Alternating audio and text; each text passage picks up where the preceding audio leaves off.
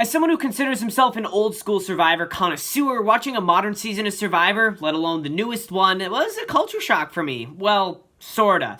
What I learned is that Survivor is always amazing, new or old. What are you talking about? I didn't make a video about how to fix new Survivor.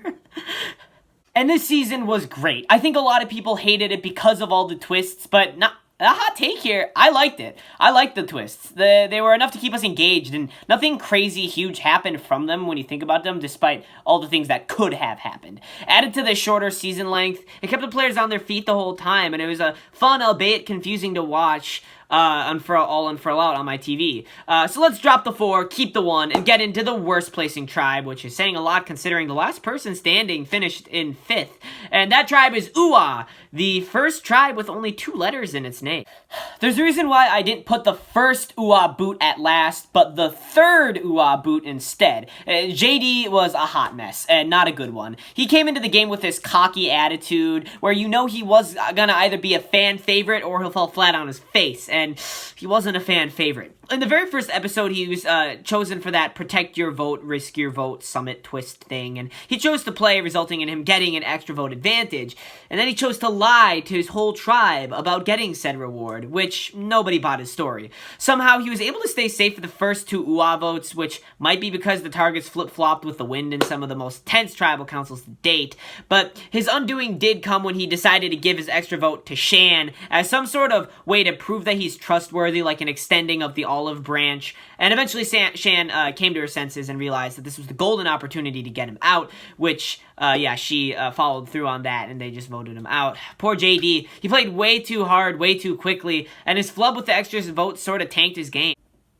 I don't remember this woman at all. Hey, are you sure you didn't get this picture from someone from, like, Survivor Thailand or something? I don't know, but she was voted out very early. Only the second boot, and in the first episode, it was a double elimination right off the bat. And compared to the other votes of this season, her departure was a real snooze fest. The real reason why they voted her out was because she performed poorly in the first few challenges. And wow, that's a callback to old school Survivor right there. Voting someone out because they're a detriment to the team, not for any crazy strategic reasons. And she wasn't even the target the whole time. It jumped around to JD because of his various shenanigans, to Brad for some reason, but they stuck to voting Sarah in the end, or at least the majority did. This season, a lot of the votes are pretty wild, like I said, but the reason I put Sarah ahead of JD was because had she not been holding her team back in the challenge department, who knows how well she would have done, and that sort of tops JD's all over the place style of gameplay, if you ask me. At some point in the pre-merge of the season, Uaa entered what I call the Uaa Dark Ages, where Sean and Ricard rose to power and basically dominated their tribe, sending everyone else home, and out of the shadows arose a hero, someone to take the power duo down, and that's Jeannie. Wait, what?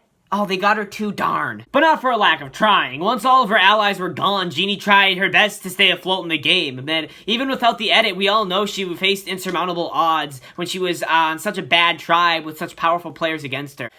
By far the biggest disappointment of the season. And by that, I mean I'm disappointed that Uaa voted out such a legend so early. Can you imagine the havoc that Brad would unleash had he made it to the merge? He'd probably be unstoppable. But no, he had to get voted out 4th overall. I think part of what did him in was because he found the 3-way immunity, and basically how that worked was there was an immunity advantage, I think it was called the Beware advantage, hidden at each tribe's camp, one for each tribe, and if you found it, you couldn't vote at tribal until the others on the other tribes found their corresponding advantage too. In order to prove that all 3 people had found theirs, they would each have to utter a specific phrase before a challenge. This kind of became the meme of the season. I believe that butterflies are dead relatives saying hi. I believe that it just occurred to me that broccolis are just a bunch of big trees, and then I'm as confused as Goat on AstroTurf for, like, the 3 things that were said. It became, like, the meme of the season, basically.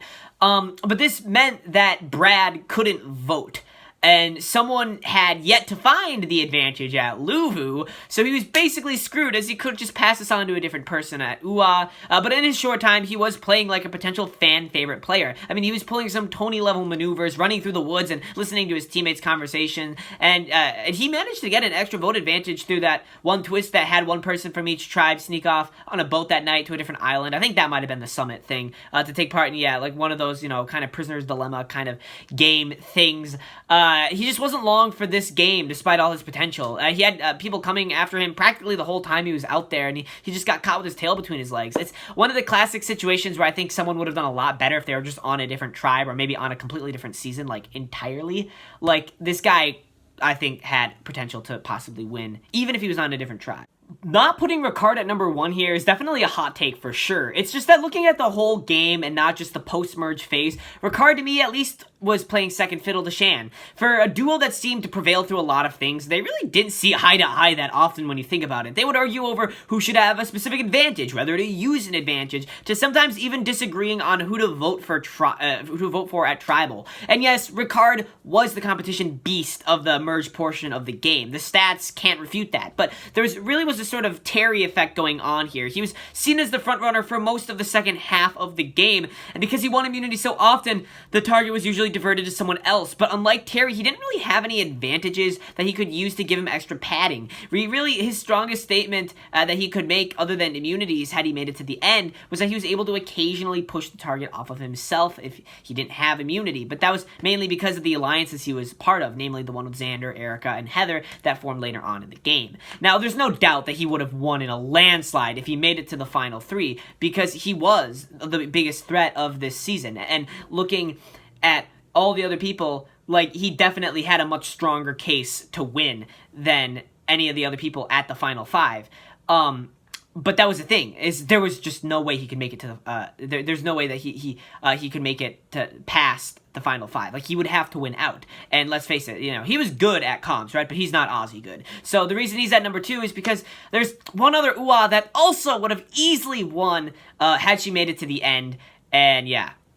The evil pastor herself, she was the one that was pushing the narrative of the season hard early on. She was the queen of UA, and quite frankly, the queen of the game. She wasn't just a pastor, she was a mob boss. She was never in any danger on UA for, like, the pre-merge, and even going into the merge, she seemed to have her bases covered pretty well, with the new alliance forming with her, Ricard, Danny, Deshawn, and Liana. This at least, as the first, seemed like the alliance that would dominate the rest of the game, but that's not really what happened. The problem was, some of the people in this alliance still had some ties to other people from their original tribes, and on top of that, it was harder for them to agree on someone to vote out, with several of the votes having other names being thrown around, whether they be decoy votes or genuine alternative targets. This is why so many of the votes this season were totally bonkers, and all of this means that her alliance was more willing to turn on her and Ricard a few episodes into the merge, and her allies are already planning a blindside to either her or Ricard, and surprise, Ricard wins immunity.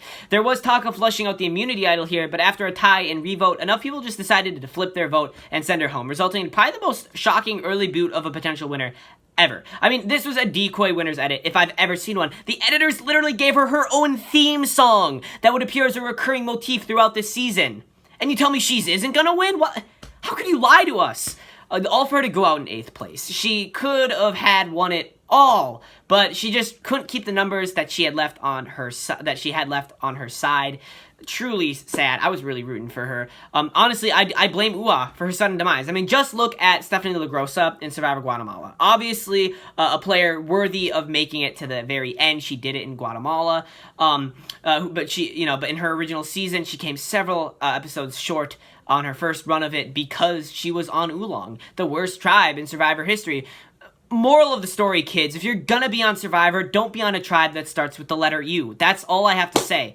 Anyways, that is it. That's the video. Part 1 is done. Tomorrow, I actually hope to upload this tonight and then upload the next part of this tomorrow. I want to get these out in rapid succession before the new year. So be on the lookout for part 2, 3, where I will be ranking the members from YASA.